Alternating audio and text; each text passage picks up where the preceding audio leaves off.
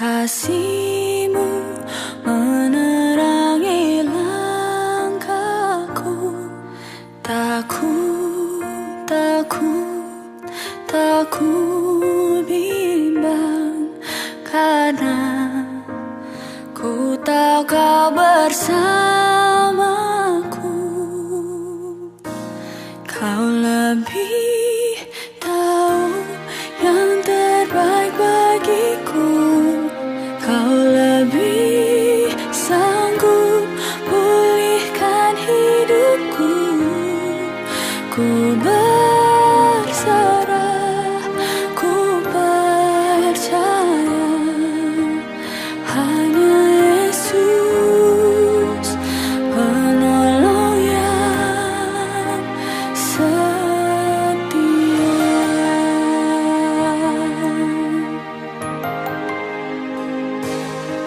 Saat ku berjalan,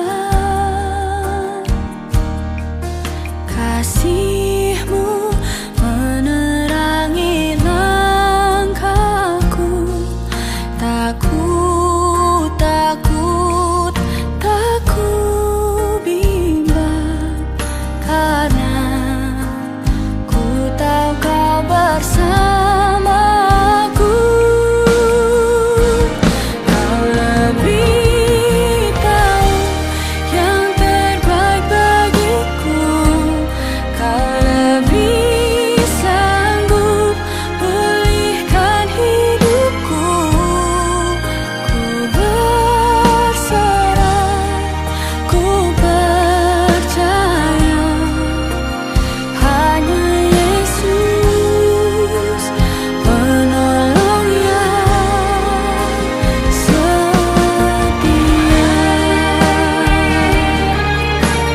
Kau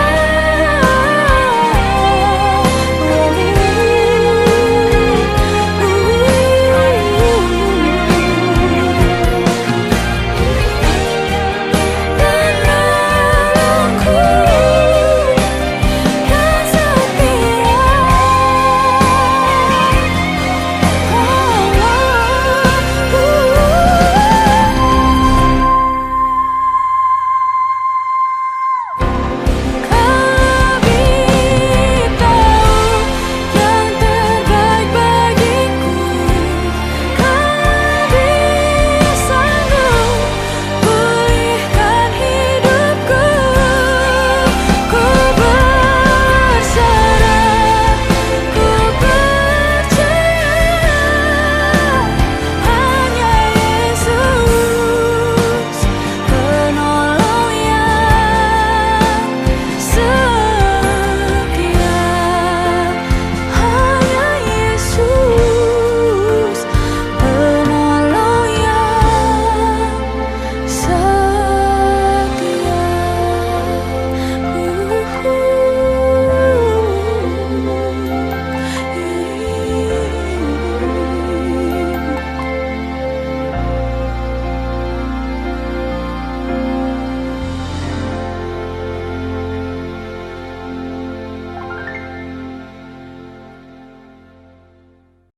Shalom Bapak Ibu, Saudara-saudari yang dikasihi Tuhan. Kita bersyukur kalau Tuhan masih memelihara kehidupan kita, memberikan kita kesehatan, kekuatan, dan saat ini kita juga boleh kembali beribadah kepada Tuhan.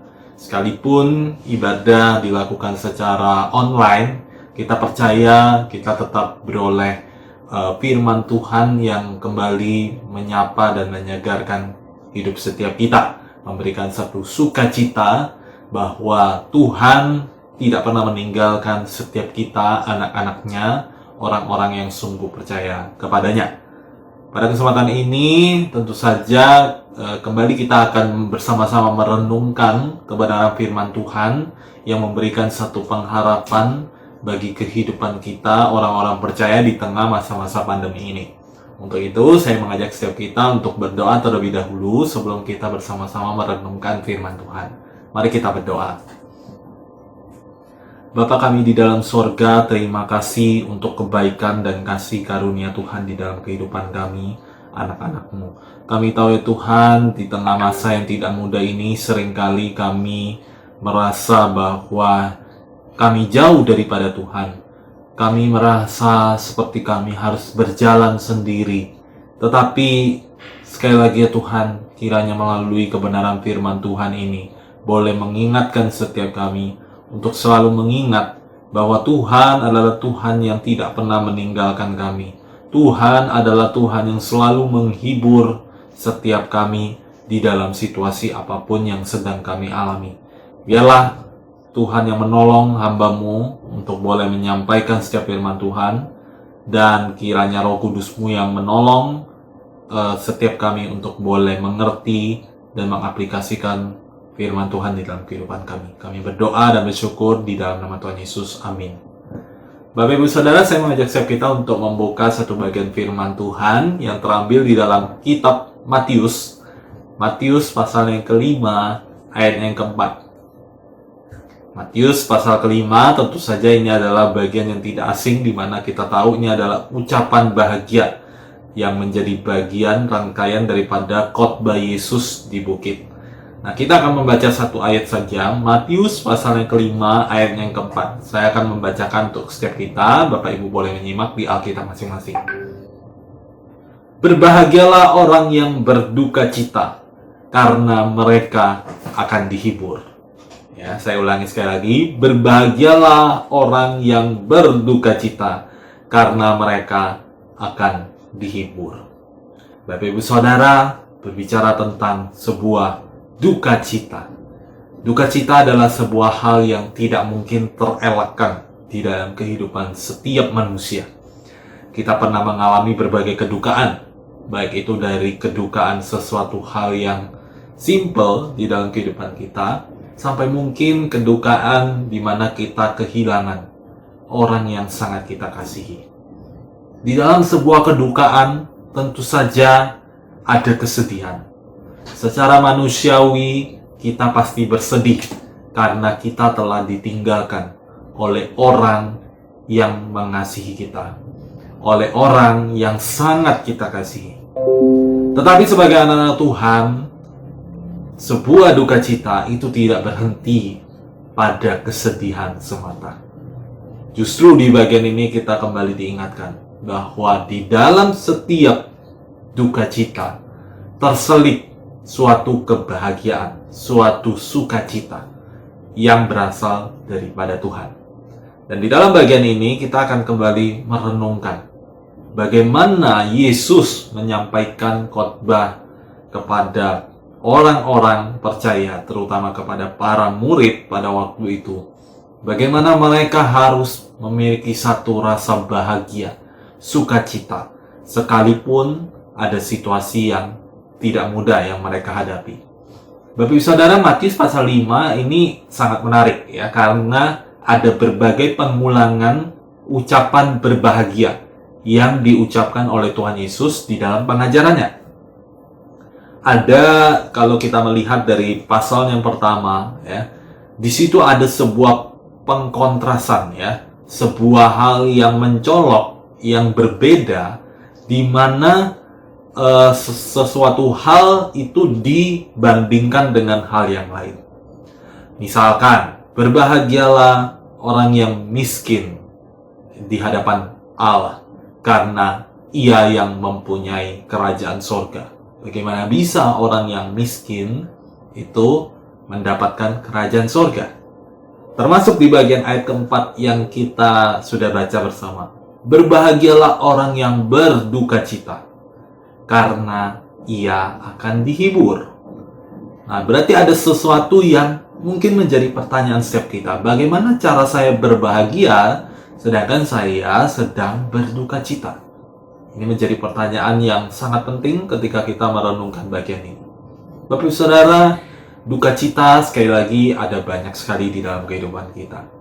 Tetapi duka cita yang dimaksudkan di dalam bagian perikop ini adalah bagaimana kita berduka cita atas dosa-dosa yang telah kita perbuat.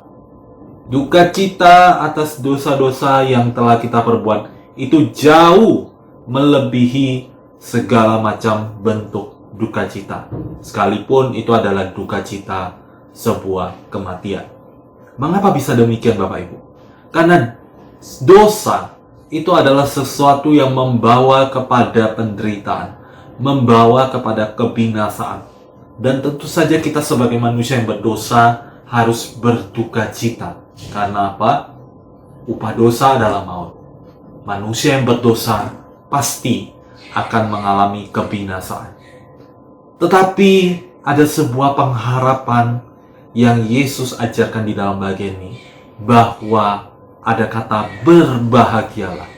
Ketika kita berduka cita, justru di situ terselip kebahagiaan. Duka cita atas dosa akan membuat kita memiliki sebuah kebahagiaan yang kekal, yang berasal dari Allah.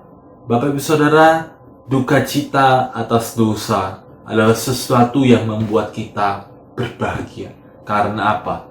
Karena kita menyadari keberdosaan dan kelemahan kita sebagai manusia yang terbatas.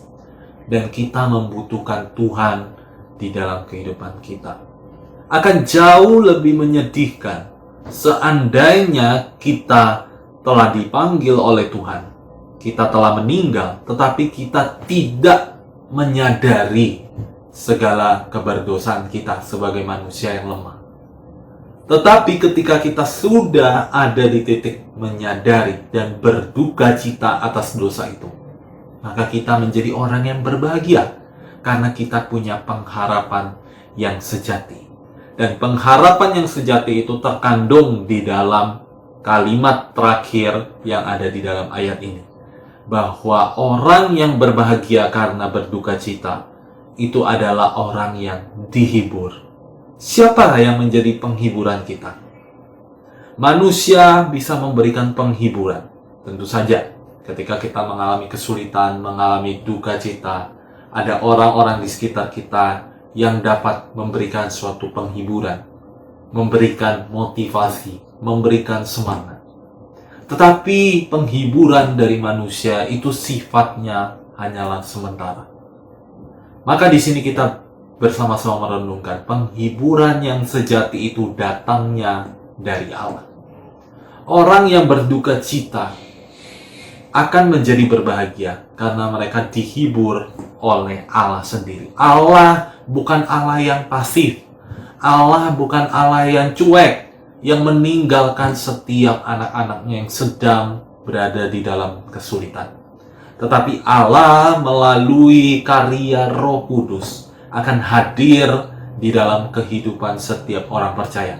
Dan disinilah kita lihat Sang Penghibur yang sejati, yang kekal, yang memberikan sukacita surgawi, itu asalnya ada pada Roh Kudus. Maka kehidupan orang percaya tidak lagi mengalami kesedihan. Sekalipun kita mengalami berbagai duka cita di dalam kehidupan ini, kita tidak berhenti kepada yang namanya kesedihan. Tetapi kita harus bergerak maju dan meyakini ada sebuah penghiburan yang terbaik yang Allah sediakan. Ada sebuah rancangan kehidupan yang terbaik yang Tuhan sediakan bagi setiap anak-anaknya. Untuk itu, marilah kita terus berpengharapan. Masa pandemi ini kita melihat ada beragam duka cita yang kita alami. Ada banyak sanak saudara yang mungkin mengalami penderitaan. Tapi biarlah kita selalu mengingat ada Tuhan yang tidak pernah meninggalkan kita. Ada Roh Kudus yang selalu senantiasa berada di dalam kehidupan kita, menghiburkan kita, menolong kehidupan setiap kita. Maka penghiburan yang berasal dari Allah adalah penghiburan yang sejati, yang melampaui segala akal manusia. Secara manusiawi mungkin akan ada banyak orang berkata, kamu seharusnya bersedih, kamu seharusnya menderita. Tetapi di balik itu semua ada sebuah penghiburan yang sejati yang berasal daripada Allah Roh Kudus. Maka dari itu Bapak Ibu Saudara, kita menjadi seorang yang berbahagia karena kita sudah memiliki satu jaminan di dalam keselamatan yang kita miliki. Ketika kita menyadari keberdosaan kita, maka disitulah kita menyadari kita membutuhkan Tuhan dan menerima kepastian akan keselamatan di dalam kehidupan kita sebagai orang-orang percaya. Maka dari itu, kematian secara jasmani tidaklah menjadi satu penghalang kita untuk tetap memiliki satu pengharapan bahwa kehidupan kita secara rohani adalah kehidupan yang pasti diselamatkan oleh Allah karena kita sudah percaya kepada Tuhan Yesus Kristus. Disinilah inti daripada perenungan firman Tuhan yang kita sudah renungkan bersama. Di tengah berbagai duka cita yang ada, marilah kita tetap memiliki satu pengharapan. Pengharapan bahwa kita tidak pernah ditinggalkan oleh Tuhan.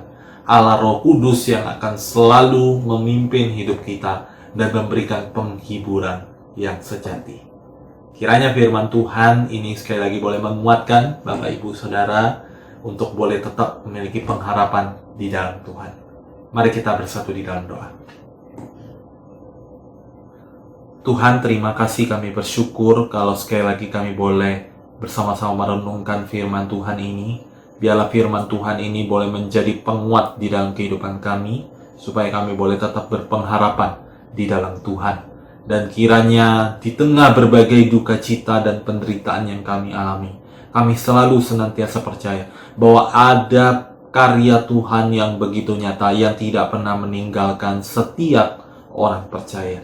Biarlah kami tetap berpegang teguh di dalam iman kami kepada Tuhan Yesus Kristus. Terima kasih ya Tuhan, suara manusia sudah berlalu, tetapi firman-Mu adalah yang kekal dan untuk selama-lamanya. Kami berdoa hanya di dalam nama Tuhan Yesus. Amin. Kami memuji kebesaran-Mu, ajaib Tuhan, ajaib Tuhan. Kami memuji kebesaran-Mu, ajaib Tuhan, ajaib Tuhan.